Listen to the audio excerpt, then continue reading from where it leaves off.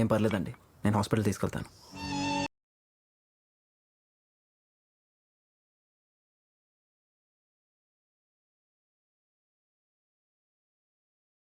రండి.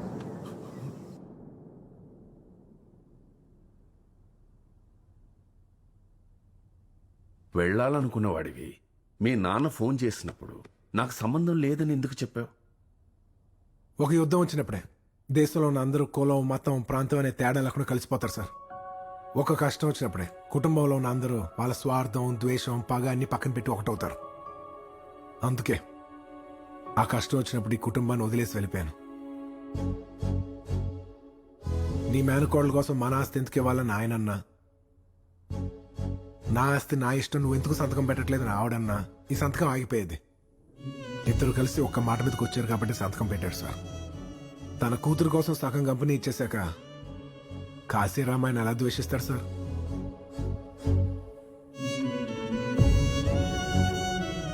మావాడు ఒక్కసారి కోపడితే చూసి చచ్చిపోవాలన్నారు. మీరుండగానే చూపించేశాను కదా.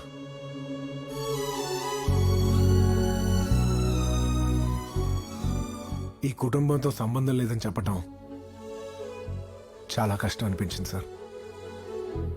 కానీ నేను గెలవటం కంటే మీరు కలవటం ఇంపార్టెంట్ అని ఆగిపోయాను. నేను అనుకున్నట్టు నా రాజు హ్యాపీ. రోజు వచ్చి నీ యువరాజుని చూసుకో. వాల్మీకి బయలుదేరదామా? పద. ఇంకేమైనా సార్ చెప్పాలా వాల్మీకి? ఇంకేముంటుంది సార్, కుర్రతనం కొద్దీ మావాడేదైనా తప్పు మాట్లాడుంటే పెద్ద మనసుతో మన్నించండి, అంతే. అంతే అంతే సార్. అంతేనా?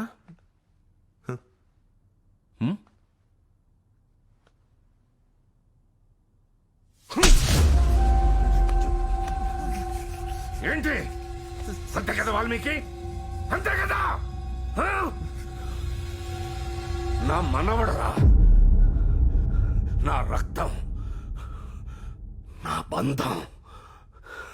అలాంటి వాణ్ణి లాక్కెళ్ళిపోతూ అంతే ఇట్లా అంతే. వాల్మీకి, నా అల్లుడు హాస్పిటల్లో ఉన్నప్పుడు నర్సు వీడితో మాట్లాడింది నేను విన్నాను.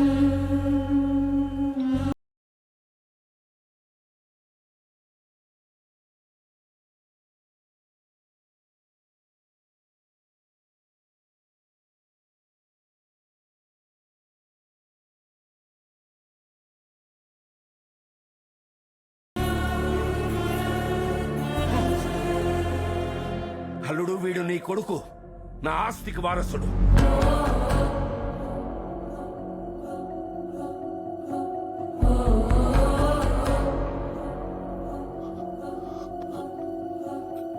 అందుకే ఆ డాక్టర్ని రెచ్చగొట్టాను, వీడిని ఇంట్లోకి రానిచ్చాను. ఈ ఇల్లు, ఐశ్వర్యం, అమ్మ, నాన్న, వీటిలో ఏ ఒక్కదాని కోసమైనా నిజం చెప్తాడేమో అని ఇన్నాళ్ళు ఎదురు చూశాను. వీడు చెప్పాల.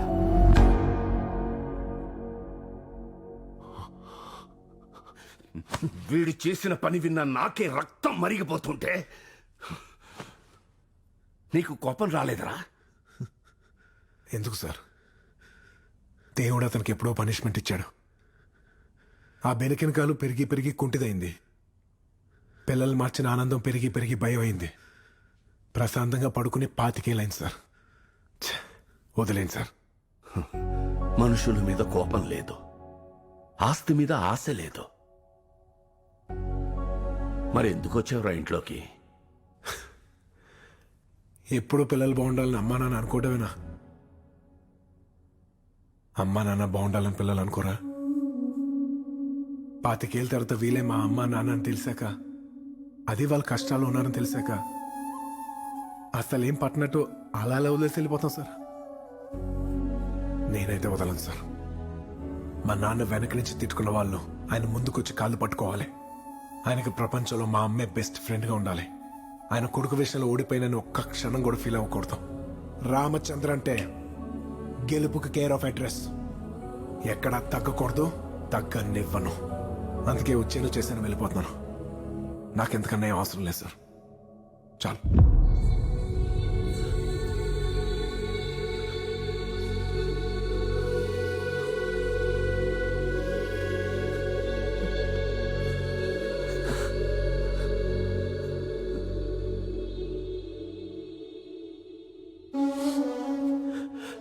చెప్పానా మావయ్య?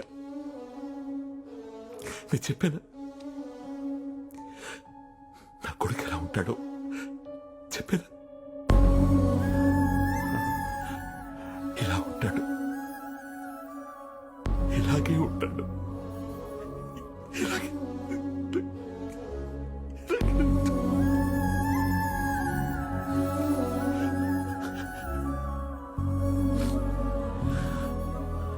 సార్ ఊరుకోండి ప్లీజ్, ఊరుకోండి, ఊరుకోండి నాన్న.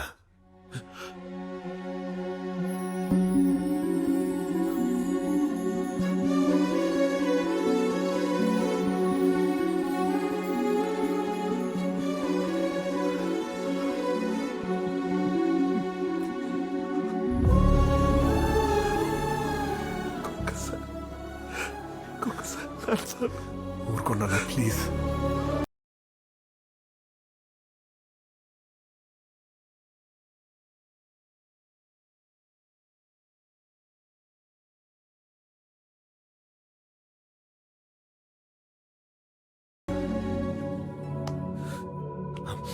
Hey, రా, యేసు యేసు దగ్గరికి వెళ్దాం. కమా మావయ్య, తనకి నిజం చెప్పాలి, వెంటనే చెప్పేయాలి. చాలా చాలా సంతోషిస్తుంది. వద్దు సార్, వద్దు, నా మాట వినండి, వద్దు. 25 ఏళ్ల క్రితం ఆయన ఏ తల్లి బిడ్డని ఆ తల్లి కాకుండా చేసి ఒక తప్పు చేశాడు. 25 ఏళ్ళు పెంచిన తర్వాత మీరు కూడా ఆ తల్లి బిడ్డని ఆ తల్లి కాకుండా చేసి అదే తప్పు చేయొచ్చు సార్. వద్దు సార్, మనం దీన్ని కరెక్ట్ చేద్దాం. దీన్ని ఇక్కడితో వదిలేద్దాం. ఏం చేయాలో ఆ పైవాడే చూసుకుంటాడు.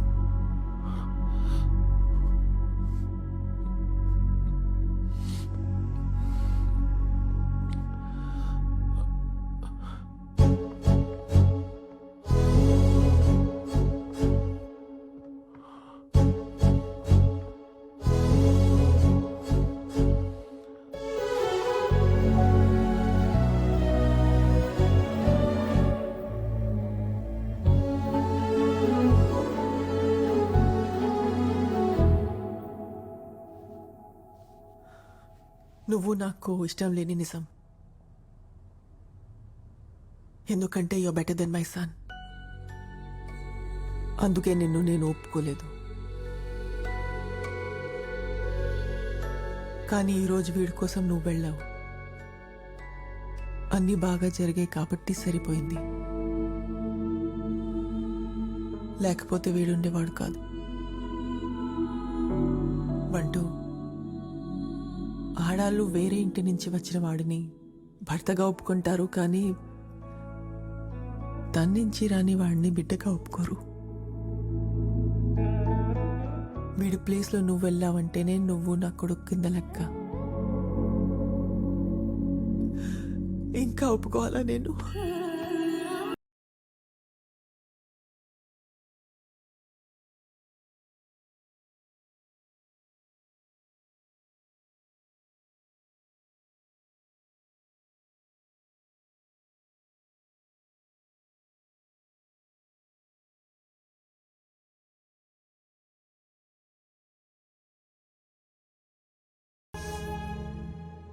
నువ్వు చేసిన దానికి ఏమిచ్చినా తక్కువే.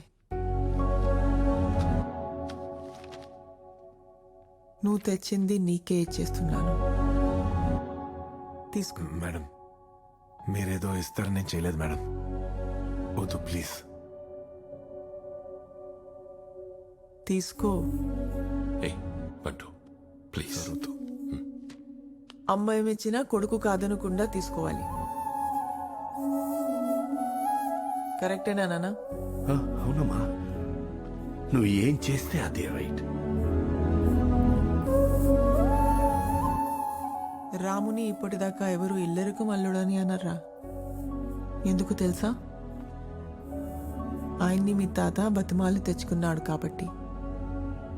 నిన్ను కూడా రామచంద్ర కొడుకు అనకూడదు. నానా, చెప్పమ్మా. వాడు పుట్టడమే ప్రిన్స్ అని ఆ రోజన్న మాట వెనక తీసుకుంటున్నాను. వీడిని కూడా కింద నుంచే రాని. రేపే ఉద్యోగం ఇచ్చి క్వార్టర్స్ ఇవ్వండి. ఏంటి వాళ్ళు మీకు నీరసంగా ఉన్నావు? సగం సరిపోదా మీ వాడికి? మొత్తం ఇచ్చేనా? మీ వాడిలాగా రాజుని కూడా బాగా కోచింగ్ ఇచ్చి తయారు చేయండి. 5 years లో CEO అయిపోవాలి.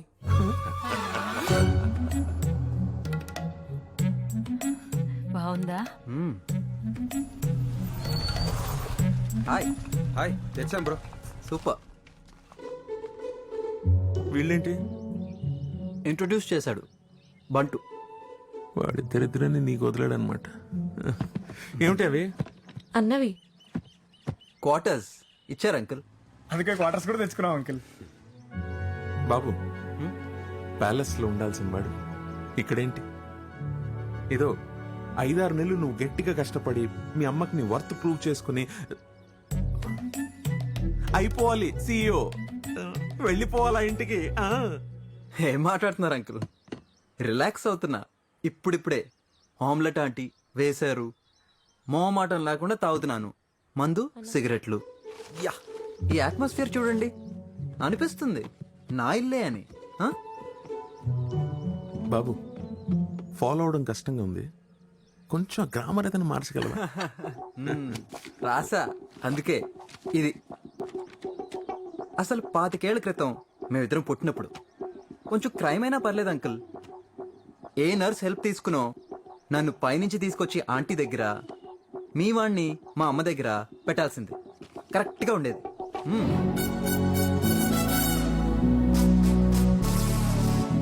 తప్పు బాబు, ఒకళ్ళ ఫేట్ని మనం అలా మార్చకూడదు.